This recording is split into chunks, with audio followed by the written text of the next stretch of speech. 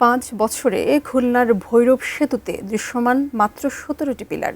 গত 1.5 বছর ধরে পুরোপুরি বন্ধ নির্মাণ কাজ। বহুল প্রতীক্ষিত সেতুটির নির্মাণ কাজের ধীরগতির কারণে যেমন বাড়ছে প্রকল্পের ব্যয়, তেমনি দীর্ঘ হচ্ছে দিঘলিয়ার মানুষের অপেক্ষা। খুলনা বিভাগের প্রতিনিধি মোহাম্মদ অসীমের তথ্য ছবি নিয়ে ডেস্ক রিপোর্ট। খুলনা শহর থেকে দিঘলিয়া উপজেলাকে আলাদা করেছে ভৈরব নদ।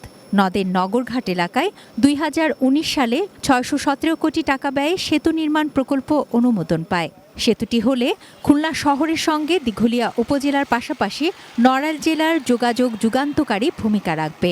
2021 সালে শুরু হয় বহুল প্রতীক্ষিত নির্মাণ কাজ। 2 বছরের মধ্যে কাজ শেষ হওয়ার কথা থাকলেও 5 বছরে 21টি পিলারের মধ্যে দৃশ্যমান হয়েছে মাত্র 17টি। বাকি 4 পিলারের কাজ শুরুই হয়নি। তার উপর 1.5 বছর ধরে নির্মাণ কাজ বন্ধ রেখেছে ঠিকাদারি প্রতিষ্ঠান।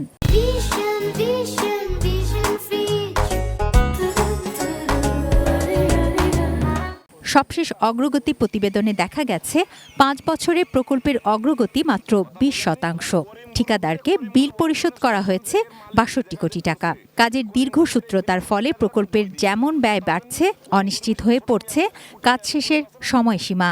5 বছর ধরে দেখতেছি, আজ শুনি যে কাল হবে, কাল শুনেছি আজ হবে, এইবার শুনতেছি জুন মাসে হবে, জুন মাসও তো শেষ হয়ে বাবা জুলাই মাস। সম্পূর্ণ জালিয়াতি হচ্ছে, না তো টাকা পরিশোধ হয়ে গেছে, কাজ হচ্ছে না। জনগণের অর্থ খরচ হওয়ার পরে এটা ঝুলে থাকা এবং এটার ভবিষ্যৎ অনিশ্চিত হয়ে যাওয়া, এটা আসলে কোনোভাবেই আমাদের কাছে কাম্য না।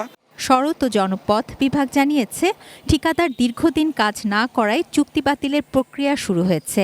সংশোধিত নকশার অনুমোদনের পর নতুন ঠিকাদার নিয়োগ দিয়ে আবারও নির্মাণ কাজ শুরু করা হবে। টার্মিনেট করার জন্য আমরা চিঠি দিয়েছি। কমিটি যে সিদ্ধান্ত দেবে সেই সিদ্ধান্তের উপরে ভিত্তি করে আমরা পরবর্তী অ্যাকশনে যাব।